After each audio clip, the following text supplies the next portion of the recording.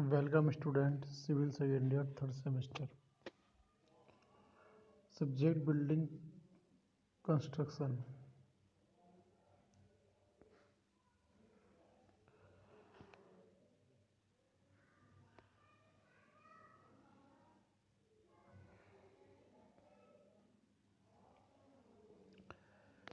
तो building construction में हम आपको आर्च के बारे में बता रहे थे कि आर्च क्या होता है।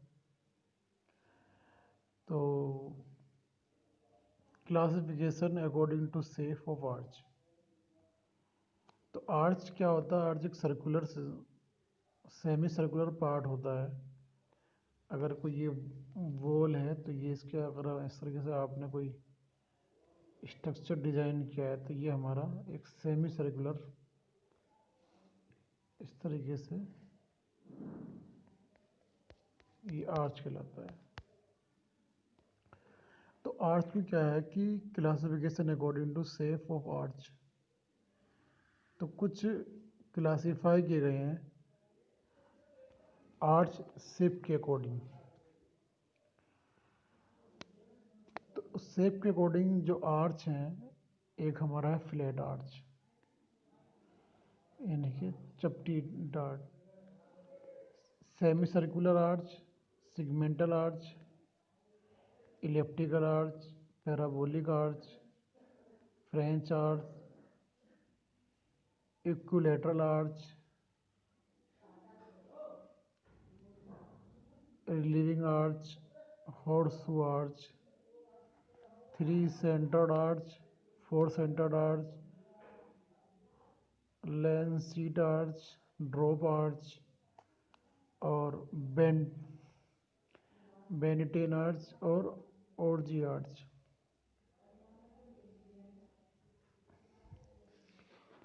Classification according to shape of arches. तो ये 15 टाइप की आर्च दे रखी हैं, हमें इसमें कुछ ही आर्चों के बारे में पढ़ना है। आपका सिलेबस के अकॉर्डिंग अगर बात करें तो फ्लैट आर्च से सेमी सर्कुलर आर्च और सेगमेंटल आर्च ही है। हो सकता है कि एक दो और हो, बट ये दो तीन आर्च हैं जो वेरी वेरी मोस्ट हैं, तो इनके बारे में हम कुछ स्टडी करते हैं। तो शेप के अकॉर्डिंग हमारी आर्च जो है कई टाइप की होती हैं।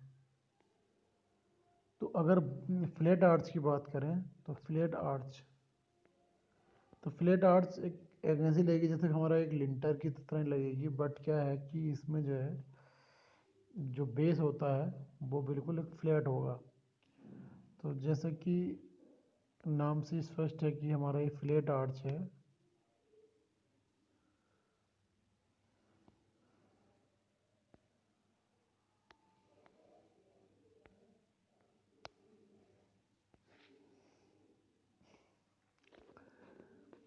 तो आर्च सपाट होती है, इसकी समर्थ अन्य आर्च की अपेक्षा बहुत कम होती है। अगर ये आर्च की जो स्ट्रेंथ है, समर्थ है, वो बहुत कम है और आर्चों के मुकाबले।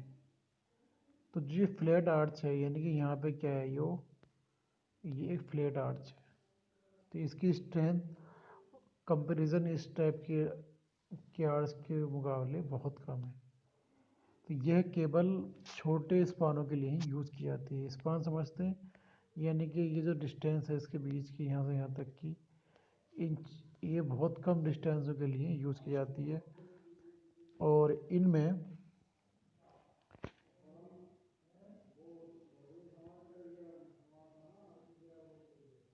आर्च ब्लॉकों को इस प्रकार लगाया जाता है कि इनके जॉइंट एक उपयुक्त कोण को ही इंगित होते हैं। इसको बैग इस प्रकार बनाए जाते हैं कि इनका जो राइज रेखा से 60 कोण को बनाए। आर्च की एक्सट्रोड्स हॉरिजॉन्टल होती है, और लेकिन इंट्रोड्स में बहुत मामूली सा उठान होता है। ये उठान प्रत्येक 30 सेंटीमीटर स्पान के लिए 3 mm की दर से दिया जाता है। इस उठान के बिना आर्च झुकी हुई सी लग सकती है। तो इसमें कुछ उठान भी देते हैं। अब यहाँ पे इन्होंने कुछ ब्रिक्स लगा रखी हैं। अगर ये हमारी ब्रिक्स मैसनरी है, तो यहाँ पर जब हमने आर्च दी है तो यहाँ हमने कुछ इंक्लाइन ब्रिक्स दे रखी हैं, बट वो भी एक फ्लैट के रूप में। सेमी सर्कुलर आर्च जो सबसे ज़्यादा पॉपुलर है, तो यही आर्च हमारे सबसे ज़्यादा पॉपुलर है। तो सेमी यानी कि अर्धवृत्ताकार डार्ट, इसमें इस आर्च के इंट्रोड्स का आधार अर्धवृत्ताकार होता है। इंट्रोड्स मतलब अंदर का जो हमारा पार्ट है ये अर्धवृत्ताकार होता है, इसलिए इसे सेमी सर्कुलर आर्च कहते हैं। और इसमें भी आर्च स्क्यू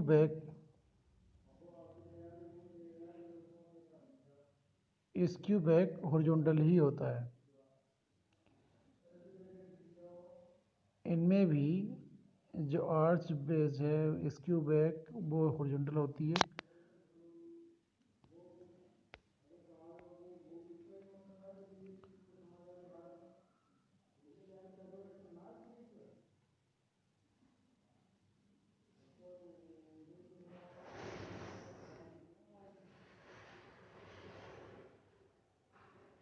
तो ये सेमी सर्कुलर आर्च है।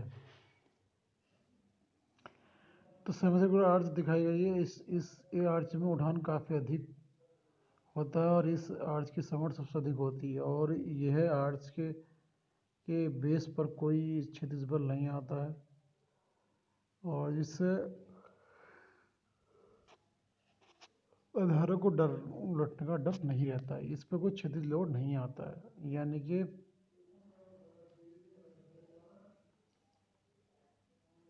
इस पर जो भी लोड पड़ेगा वो हमारा, अगर यहाँ लोड पड़ रहा है तो वो लोड सिर्फ दीवार पर जाके ट्रांसमिट हो जाएगा, बीच में नहीं आता है।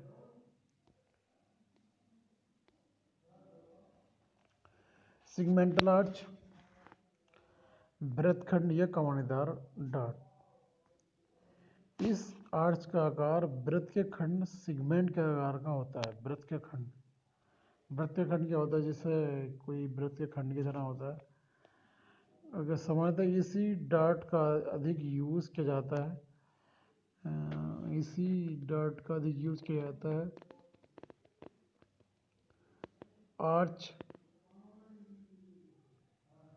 आर्च ब्लॉक के आधार जॉइंट एक विनिष्ट बिंदु की ओर रेडिएटेड होते हैं और जो उठान रेखा से नीचे होता है। इस बिंदु से वक्र के सभी बिंदुओं की दूरी समान होती है। तो ये कह रहे हैं कि जो सिगमेंटल आर्च है वो एक ट्रायंगुलर की तरह शेप में होती है, जैसे उन्होंने दिखाया यहाँ पे कि इसका इस तरीके से बन जाता है, यानी कि ट्रायंगल शेप बन जाती है। तो इन्हें बोलता है इस डार्ट का आकार वृत्त के सिगमेंट यानी वृत्त के खंड के आकार का होता है। सामान्यतः इस डार्ट का अधिक यूज किया जाता है, हालांकि है तो सर्कुलर ही, मगर एक जो खंड हमारा बना वो एक ट्रायंगल के रूप में बन गया। सामान्यतः इसी डार्ट का यूज अधिक किया जाता है। और ये आर्च ब्लॉक के आधार जॉइंट एक विनिष्ट बिंदु की ओर रेडिएटेड होते हैं, जो राइस रेखा से नीचे होता है। इस बिंदु से वक्र सभी बिंदुओं की दूरी समान होती है। तो ये जो सेंटर पॉइंट हमने लिया है, इस तरीके से ये इंक्लाइंड होते हैं कि इसकी ये इंक्लाइंडनेस, इसकी ये इंक्लाइंडनेस किसी एक सेंटर पॉइंट पर काटते हैं और इसकी ये दूरी और ये दूरी आपस में बराबर होती है। ये हमारा सिगमेंटल आर्च है। अगर आप देखें तो ये स्पान हो गया, इसके इस बेस से जितनी भी ऊपर उठाया ये हमारा राइस पॉइंट हुआ, ये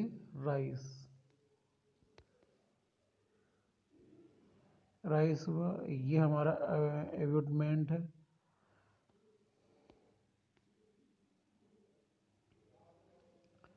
तो दीर्घ वृत्ताकार इलिप्टिकल आर्च। इलिप्टिकल आर्च का मतलब ये है कि बहुत बड़ी आर्च है।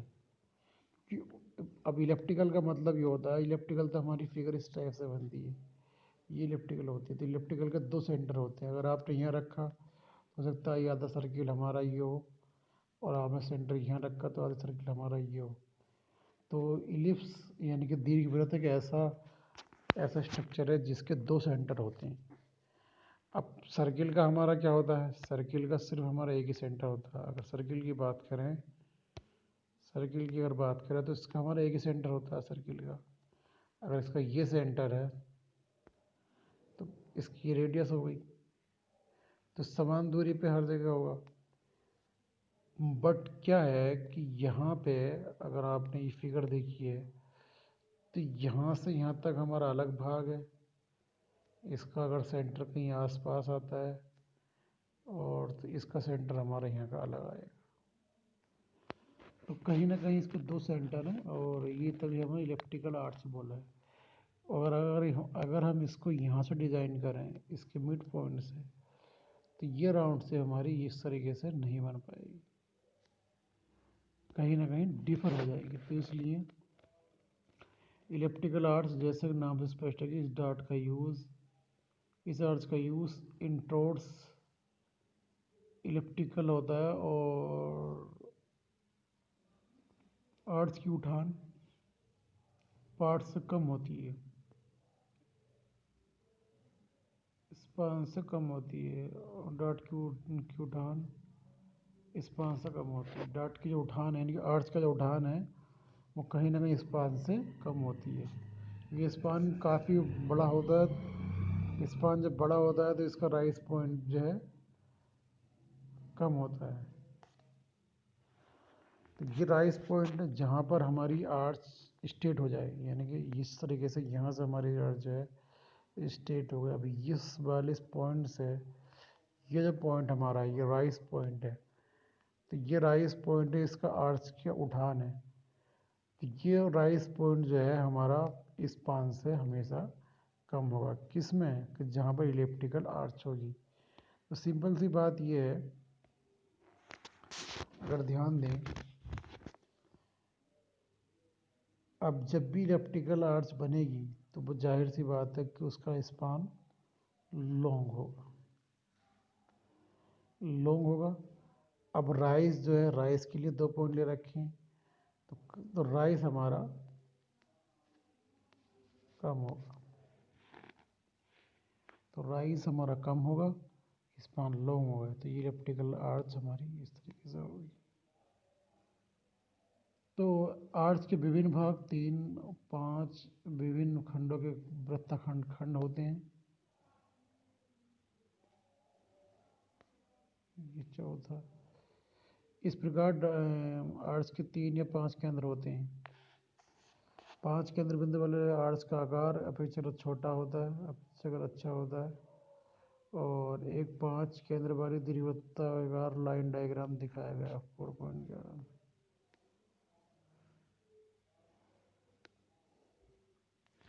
पैराबोलिक आर्च यानी कि परवलयाकार डार्ट, इस आर्च का आकार परवलय होता है, और जो आर्च का जो राइज होता है, राइज, तो वो स्पान से अधिक होता है। तो जो पैराबोलिक हमारी आर्च होती है इसका जो राइज पॉइंट होगा वो हमारा काफ़ी ऊंचा होगा। तो ये इस तरीके से ये राइज पॉइंट है। तो पैराबोलिक आर्च में जो राइज है वो स्पान से बड़ा है। अब ये समझने की कोशिश करें कि जैसे कि ये हमारे पास कुछ बोल है, ये भी बोल है। अब यहाँ से हमने आर्च ली पैराबोलिक, इस तरीके से ये हमने कैसे ली पैराबोलिक। तो ये इसके बेस से ये राइज पॉइंट काफ़ी हाइट का हो गया और स्पान जो हमारे पास कम हो गया। तो स्पान हमारा कम होगा, अगर राइज ज़्यादा है तो वहाँ पर हमारी पैराबोलिक आर्च, और अगर स्पान ज़्यादा राइज कम है तो वह हमारी इलेप्टिकल आर्च होती है। तो खैर पैराबोलिक आर्च में हमारा तो C1 C2 इसके वक्र के केंद्र बिंदु हो सकते हैं। इसमें भी की स्टोन लगाते हैं, की स्टोन हमारी यहाँ पे लगा रखी है, इसमें टॉप पे ये हमारी की स्टोन है, ये राइस पार्ट है, ये बिटमेंट पैराबोलिक आर्च।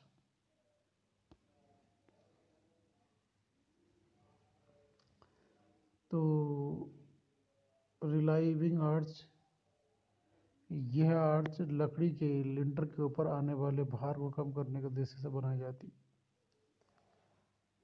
जब काफ़ी बड़े स्पान पर लकड़ी का लिंटर डालना होता हो तब लिंटर के ऊपर सहायक डाट बनाई जाती है। यह लिंटर को ऊपर की चिनाई के भार से मुक्त कर देती है, जिससे लिंटर की मोटाई को कम रखा जा सकता है। सहायक लिंटर आर्च लिंटर के किनारों से बाहर को आधारित होना चाहिए ताकि आर्च का भार लिंटर पर न पड़े। इस प्रकार आर्च का स्पान खुले स्थान के स्पष्ट पार्ट या लिंटर की धारक बियरिंग लेंथ के योग के बराबर होता है। इस आर्च का एक लाभ यह है कि एक लकड़ी के लिंटर के गल जाने पर इसे आसानी से बदला जा सकता है। इस आर्च के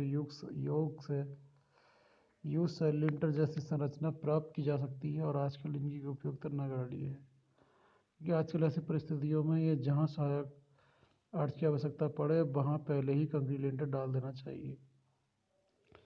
तो यहाँ इस बात से ये स्पष्ट होता है कि जो रिलीविंग आर्च है इसका हम बहुत कम यूज़ करते हैं।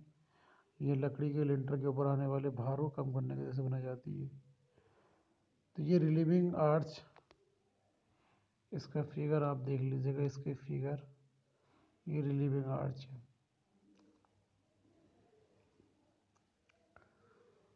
तो हम यहाँ पे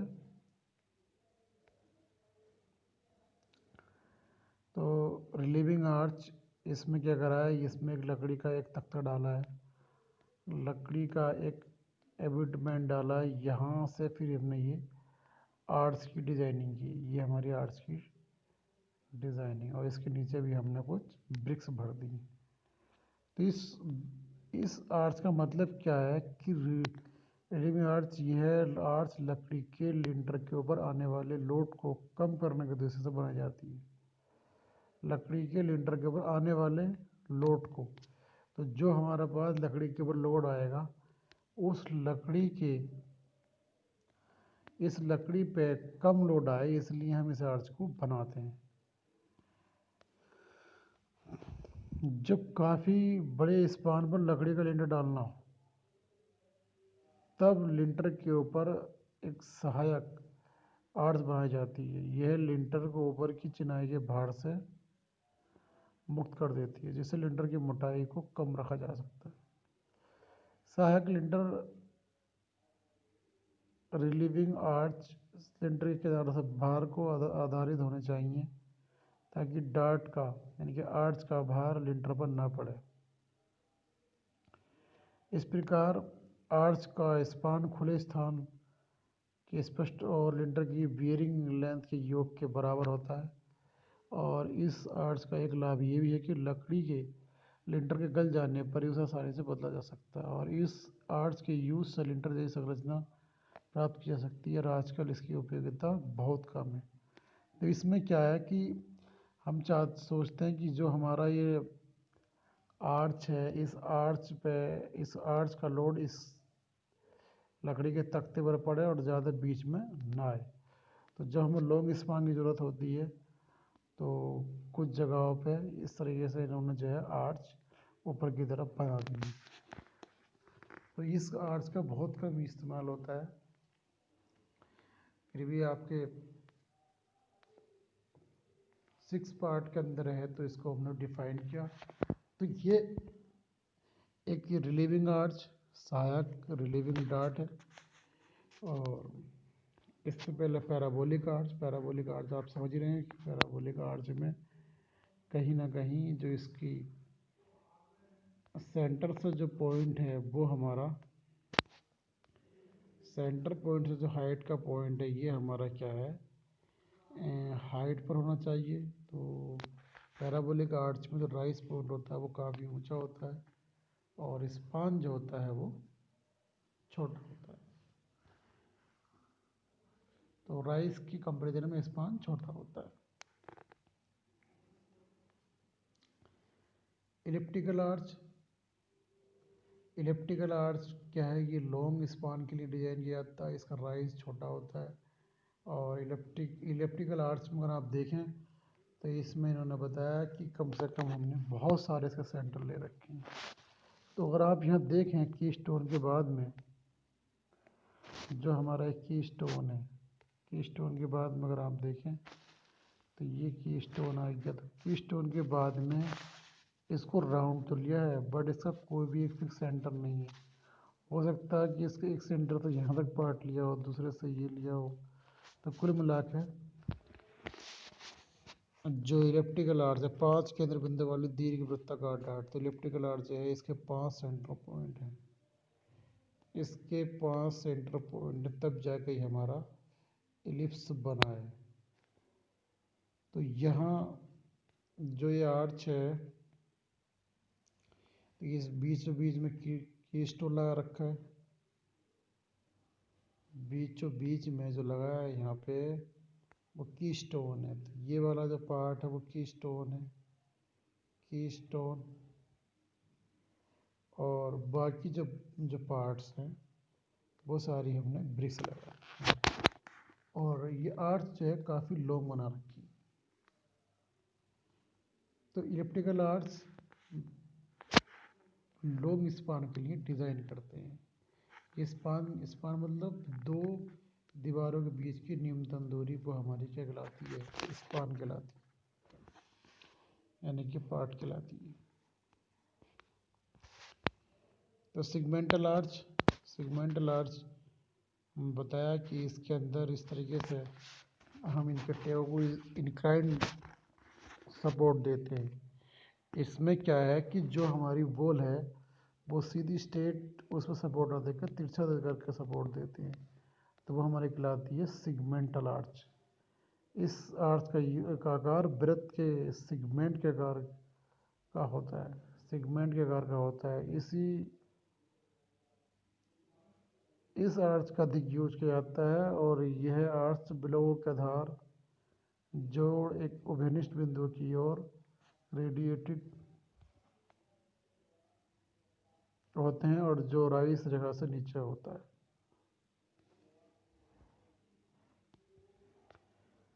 तो ये हमारा सेमी सर्कुलर आर्च था। ये तो सेमी सर्कुलर है, कहीं ना कहीं सेंटर पॉइंट एक लिए रखा होगा कि ये सेमी सर्कुलर यानी कि यहाँ से लेके यहाँ तक एक सर्किल आधा इंच। तो ये सेमी सर्कुलर हो गया हमारा आर्च। तो इसमें जो है इंट्रोड्स का आधार एक सर्कुलर होता है, सेमी सर्कुलर होता है। फ्लैट आर्च, इस फ्लैट आर्च में कोई भी राउंड पार्ट नहीं होता है, सीधी स्ट्रेट होती है। इसकी स्ट्रेंथ बहुत कम होती है क्योंकि ये जो है एक फ्लैट एक तरीके से लेटर की तरह दिखाई देती है। तो ये फ्लैट आर्च है जिसका कोई भी घुमाव से मोमेंट ना हो। और ये सेमी सर्कुलर आर्च है। और एक हमारी सिगमेंटल आर्च है। इसके बाद में हमारी जो है इलिप्टिकल आर्च है और पैराबोलिक आर्च, सहायक यानी सहायक निवारक या रिलीविंग आर्च। तो ये कुछ आर्च हैं जो उनको शेप के अकॉर्डिंग हम बताया। तो ये जो फ्लैट आर्च है, सेमी सर्कुलर आर्च है, सेगमेंटल आर्च है, इलिप्टिकल आर्च है और पैराबोलिक आर्च है। तो ये 4 टाइप के हमने आर्च आपको बताई। और सबसे लास्ट में जो हमारी आर्च थी सहायक आर्च, रिलीविंग आर्च इसमें 8 नंबर पर दिखा रखी रिलीविंग आर्च। सहायक निवारक या रिलीविंग आर्च। तो किसी भी आर्च को यानी कि डार्ट को उनके शेप के अकॉर्डिंग हम कई तरीके से डिफाइन कर सकते हैं। तो इस लेक्चर में इतना ही। बाकी नेक्स्ट लेक्चर में हम आर्च का जो डेटा बचा है उसके अकॉर्डिंग आपसे हम बात करेंगे। Thank you class.